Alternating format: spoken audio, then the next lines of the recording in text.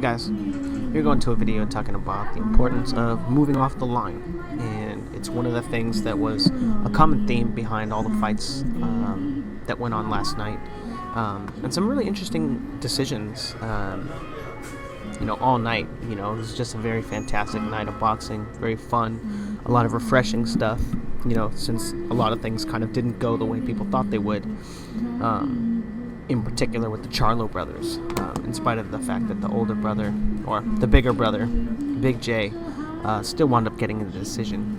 But the difference between moving off the line when you fight and staying on the line with your opponent means that you have more situations like this where you're easily able to just piece them up as they're coming in, boom, versus having situations like this where you stay on the line with your opponent. As you can see, Frampton is brawling with him, staying on the line, throwing punches, and winds up getting caught in between by a fantastic right hook from his opponent. Just a great shot, and this is what happens when you stay on the line with your opponent. You give them opportunities to hit you with punches that you don't see coming and punch in between. You take away all of the mental aspect of the fight, and you turn it into a purely physical one. Who's faster and who hits harder is almost always going to come out on top when you're brawling with your opponent and staying on the line.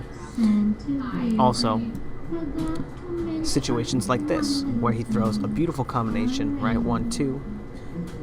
Harrison takes a step back to create space because he doesn't want to stay on the line with him, but instead of Charlo staying on the line with Harrison, he throws the 1-2 and then shifts his weight to the outside and takes a step and gets away from both counter punches, and then is able to come back with two more punches. The difference between staying on the line with your opponent is that versus situations like this where you stay on the line, you don't move, and you end up getting caught with big shots that hurt you and rock you.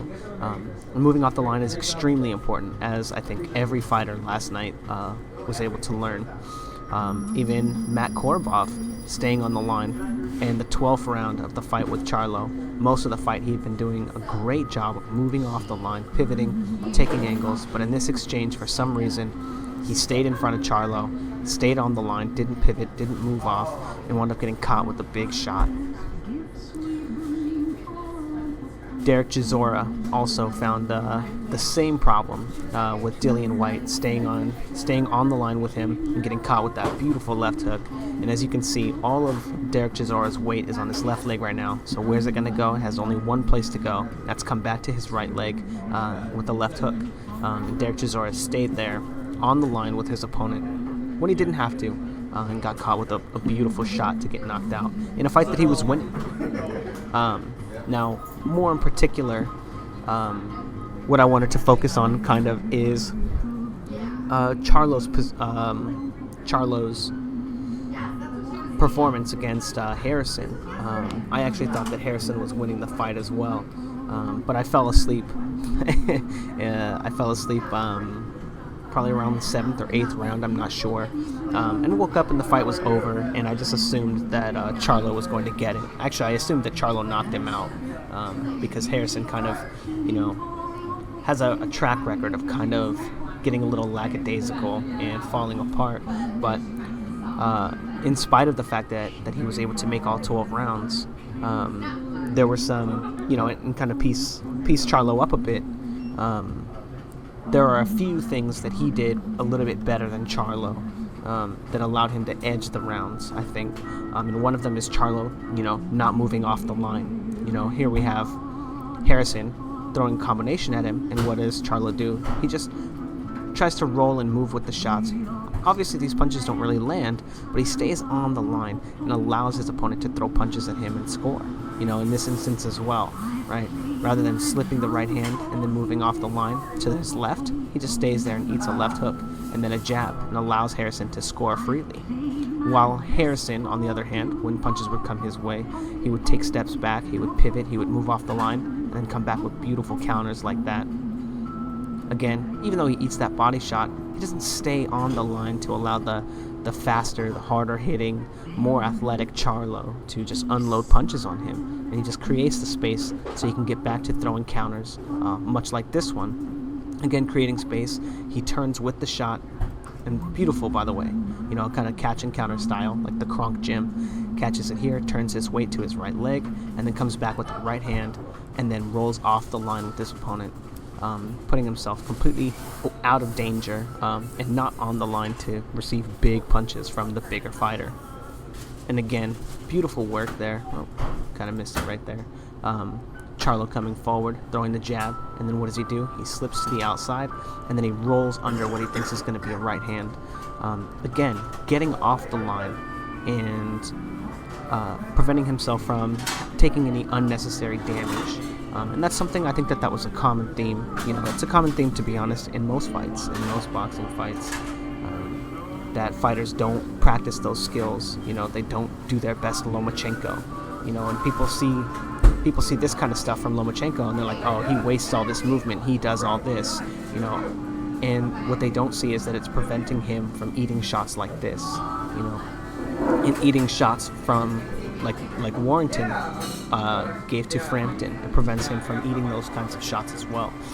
Fighters like Vostik, even though I don't think it was the greatest performance of him fighting Stevenson. I think he probably does have a little bit of trouble with southpaws in particular.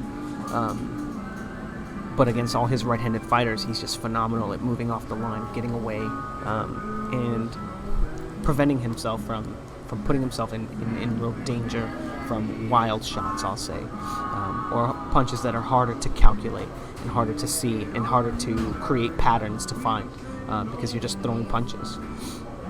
But it was a fantastic night of boxing. I saw the Matt Korobov fight.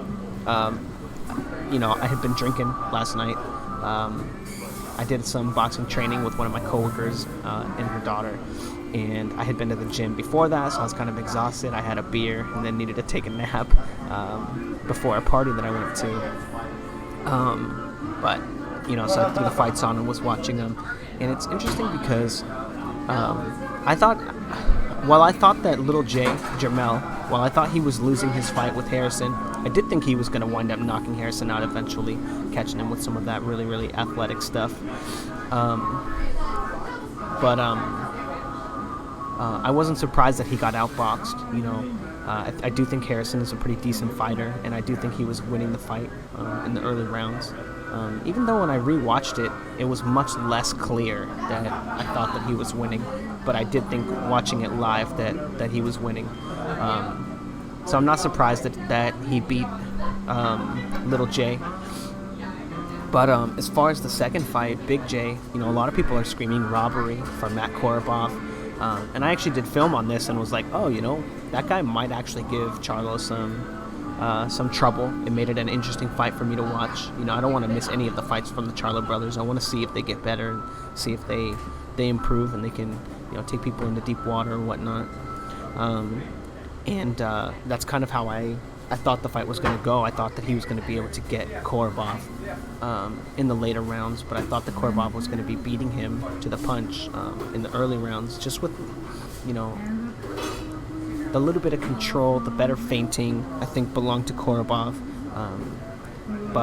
Or pre-fight rather, I thought that. But I actually thought that, and I wasn't scoring it. I was just assuming that Korobov was going to lose.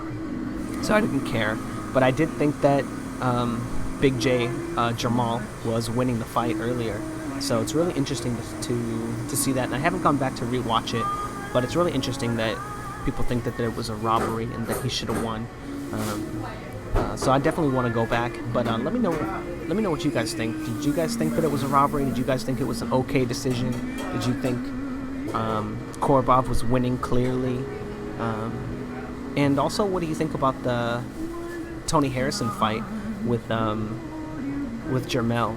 It's interesting too because normally the easiest way to get a spoiler for a fight is you look at the headlines for the fight, and it's even if it doesn't say who won, you know who won by looking at the headline. They put the person who won the fight first. So I didn't get to watch. What fight didn't I get to watch? Vostik. I didn't get to watch the Vostik fight, but when I saw the headlines, Vostik versus Stevenson official results, I knew that Vostik had won. and I was kind of disappointed that it was spoiled for me, but that was fine. But it's interesting that the PPC, if you look at their all their headlines for the fight, they all put Tony Harrison's name second, Charlo versus Harrison. So it's really fascinating to see that and see that kind of bias from their own network, right? That the network is even pushing that narrative of bias against Harrison, who's now their champion, ironically, and may wind up going on to doing bigger, better things, because I think he's actually like a pretty decent fighter. But I actually didn't even see the Josh Warrington-Carl Frampton fight, although it looks like one that I should watch. I heard it was a candidate for Fight of the Year, so that might be really interesting. But anyway, let me know what you guys think in the comments below. Don't forget to like, comment, and subscribe, and all that jazz. And yeah, I'll see you on the next one.